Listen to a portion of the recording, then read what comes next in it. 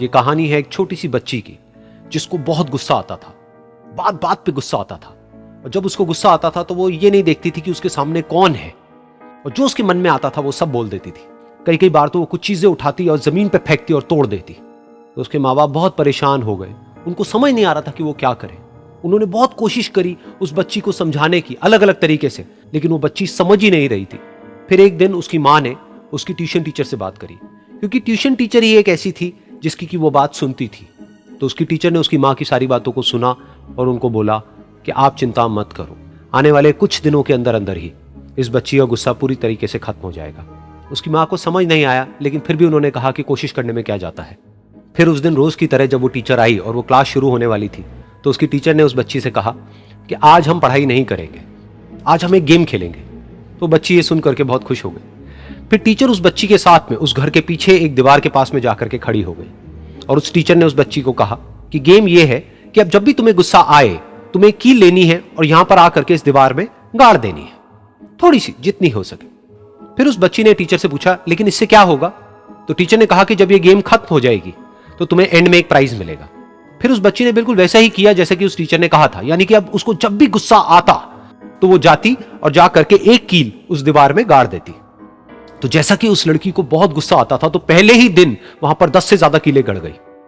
लेकिन उन कीलों को गाड़ने के लिए उसको बार बार पीछे जाना पड़ता और जा करके उस कील को गाड़ना पड़ता। तो उसके दिमाग में आया कि जितनी मेहनत मैं लगाती हूं उस कील को गाड़ने में, उससे कम मेहनत में मैं अपने गुस्से को कंट्रोल कर सकती हूं।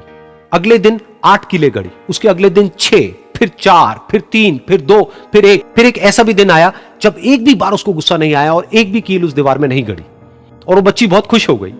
खुशी खुशी वो अपनी टीचर के पास में गई और जाकर के उनको बताया कि देखो मैम, आज मैंने एक भी कील उस दीवार में नहीं गाड़ी है, क्योंकि मेरे को एक बार भी गुस्सा नहीं आया है।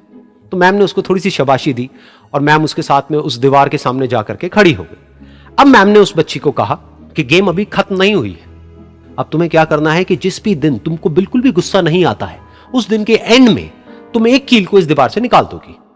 तो बच्ची ने वैसा ही किया, लेकिन क्योंकि कीलें बहुत ज्यादा थी तो 1 महीने से भी ज्यादा टाइम लग गया उन सारी कीलों को बाहर निकलने में। लेकिन एक दिन ऐसा भी आया जब सारी कीलें उस दीवार से बाहर निकल गई। फिर वो बच्ची बहुत ही खुश होकर के अपनी टीचर के पास में गई और जाकर के बोला कि अब उस दीवार में एक भी कील नहीं है। तो उसकी टीचर उस बच्ची के साथ में उस दीवार के सामने जाकर के खड़ी हुई, उसने देखा कि एक भी कील नहीं है दीवार में।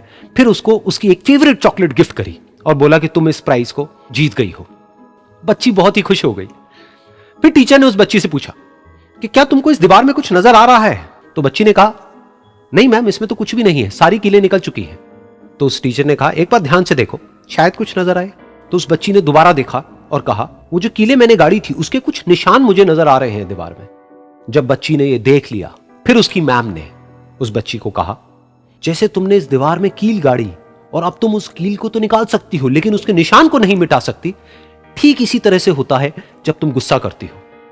जब तुम गुस्सा करती हो अपने माँ बाप पे या किसी पे भी, तो उनके दिल पर चोट लगती है, उनको दर्द होता है और वहां पर एक निशान रह जाता है।